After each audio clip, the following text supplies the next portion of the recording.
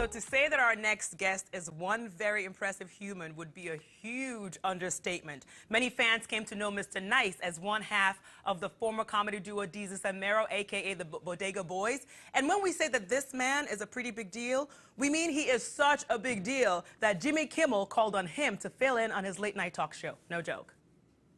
Everyone's always telling me, LA is so great, you gotta move out here. So when I finally come out here, I see this.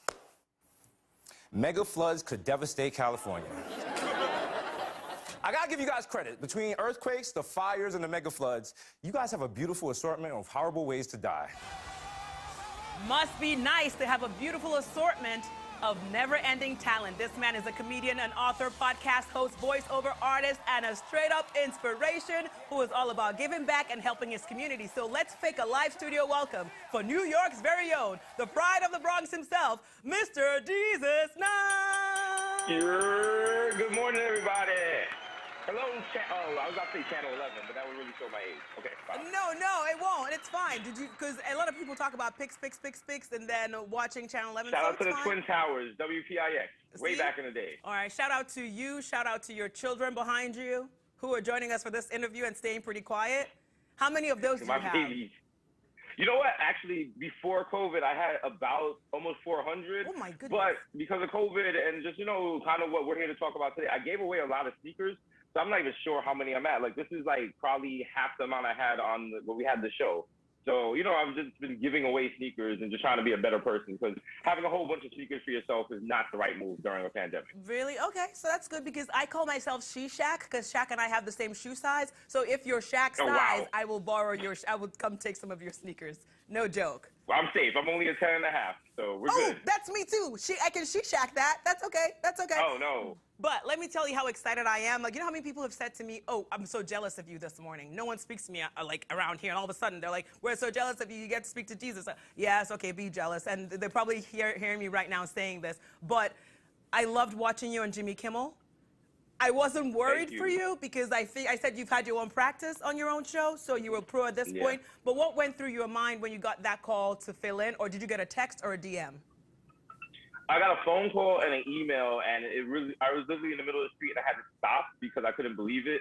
I was so excited. It was like getting called up to the NBA. Mm-hmm. So, it's like broadcast TV. Jimmy Kimmel personally asked for me. So, I was so amped. Like, I was like those kids before the first day of school when you put your clothes underneath the mattress so it's perfectly plush. I was so ready to go. I could not wait. And it was such a ball to host it. Shout out to Jimmy Kimmel for giving me the opportunity. We're sure there's more of that to come, because we know how you roll. And it's interesting that Jimmy's hosting his show from Brooklyn this week, and you also are cooking up an event this Thursday. Great minds, I say, great minds. So talk to us about Food Education Fest. Thank you. Listen, I'm working. Shout out to my friend Sean Feeney. He's the host of Lilia. Good friend of mine, big in the hospitality world, and he brought me into the Food Education Fund. It's a gala we're having this year, and it's going to be so much fun. We have my boy Questlove is going to DJ, and it's not just about vibes. It's also about, a good time and a good charity. We're going to take 13 kids from across New York City, and they've shown an interest in the culinary arts industry. And we're going to connect them with 13 of the most popping chefs and restaurants. So they actually get on the ground, boots in the street experience on how to be a business manager, how to be in the culinary arts industry. And the kids are going to be there. They're going to have like custom meals they made. You come through, you can talk to them, you can talk to the chefs. You go walk around, you could donate. It's going to be such a good time. I was there last time we had it, and I'm hosting this year. Okay. So, there's going to be some jokes, there's going to be some charity, but it's going to be a wonderful time. And I beg all of you to come out because it's for a good cause. And, the hospitality industry in New York City had got hard hit by COVID. And we're just trying to give back and just definitely try to, keep the wheels going and make New York still the most popping city in the world. I'm biased in saying that, but that's how I feel. Okay, so here's how I feel about when I said you're a big deal. I was not joking, for those who heard me earlier on. Because when you're a big deal, that's when you get an Oscar and Emmy winner. As you said, Mr. Questlove to DJ alongside. Who does that? Like, I can't even. It's like major. And then, I know you said we should all come out and support, but some people might not be able to be there physically. So how can they take part or support this initiative from anywhere they are? That's right. If you go to foodeducationfund.org, you can donate. You can find out more about the people and the restaurants that are going to be represented there. And a good way, even if you can't physically be here, you can still be a part of it and help change these children's lives, because all these kids, they're coming from all over New York City. There's no one part where we're just taking all the kids. So you have kids coming from food deserts. You have kids coming from parts of the Bronx where I grew up, where there's literally no restaurants other than Chinese stores.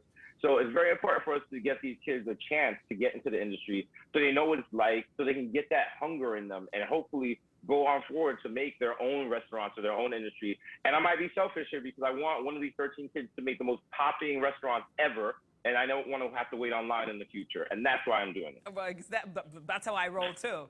That's how I roll. And by the way, speaking of food, it has me wondering, by the way, scale of 1 to 10, how good a cook are you?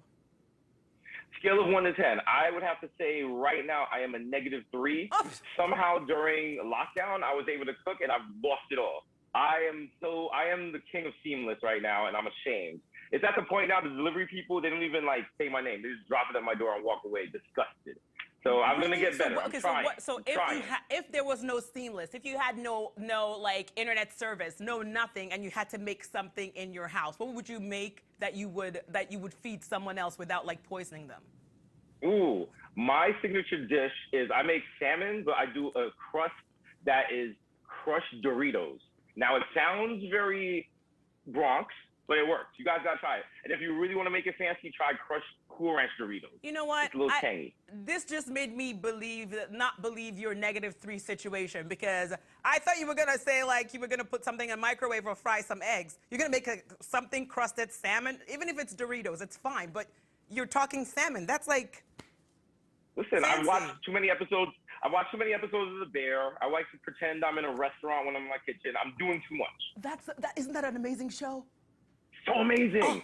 So amazing. And it makes working at a restaurant look like the most stressful thing ever, but also fun, which is so weird. Great. I can't even. I love that. I binged the entire thing, and they're coming back for season 2. So Can't wait. It's one of those shows that you have to sit down and watch right away, because other people will ruin it for you if you don't. And that's TV now. I love it. Yeah, the acting is excellent. Everything is excellent. You are excellent, and so busy that you're also hosting the Bronx Defenders 25th Annual Gala in October. Yes. I'm over here. This is philanthropic Jesus. I want to give back. Shout out to the Bronx Defenders. Near and dear to my heart, because when I had legal troubles way before the TV stuff, they got me out of trouble. Oh. And I realized how important they are in the inner city and to the communities that they serve. So now this is my chance to give back by hosting the gala and just spreading the word for what they do and how they help people, not just people in prison, but like immigrants, single mothers, children. Like, they're a very important organization in my community, and it really warms my heart to go full circle and be able to come back and help them. All right, so we know like you're literally everywhere, right? Mm-hmm. So we know you're going to be at the Food Fest this Thursday, at the Bronx Defenders 25th Annual Ball, October. And so where else can our friends and all your fans catch you? Because I know you're always doing something, some way, somehow, everywhere. Oh, listen, I'm booked and busy. You're going to see me everywhere. Some of my fans literally ran into me at the bodega on Saturday, and they got a quick 20-minute show on the corner. Oh. So just look for me. I'm everywhere. I have nothing but free time right now, and I have a hunger that I want to work. So you're going to see me. And I have some stuff coming up that I can't talk about because of NDAs. But once it hits, you're going to be like, yo, Jesus is doing it. Oh, my God, Jesus, you have to come back when it hits. Absolutely. And I'm coming back in person. Oh, my gosh. You promise?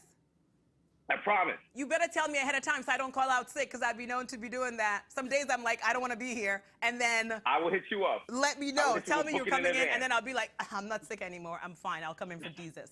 Such a pleasure to meet you. I'll definitely be there in person. Okay. I'll be happy to. I have my little coffee and everything. All right, perfect. All right, so it's a pleasure to meet you via Zoom. Next, it's going to be in person, and you are just, like I said, impressive. I have no words. So keep doing what you do. Keep inspiring the young ones, the old ones like me, and I may be asking you for one of your sneakers or 2 or 3. Who knows? Listen, we'll make it happen. All right, Shishak over here. All right, thank you, Jesus. Such a pleasure to meet you. All right, everyone, you heard him. Food Education Fest takes place this Thursday. For tickets, go to foodeducationfund.org.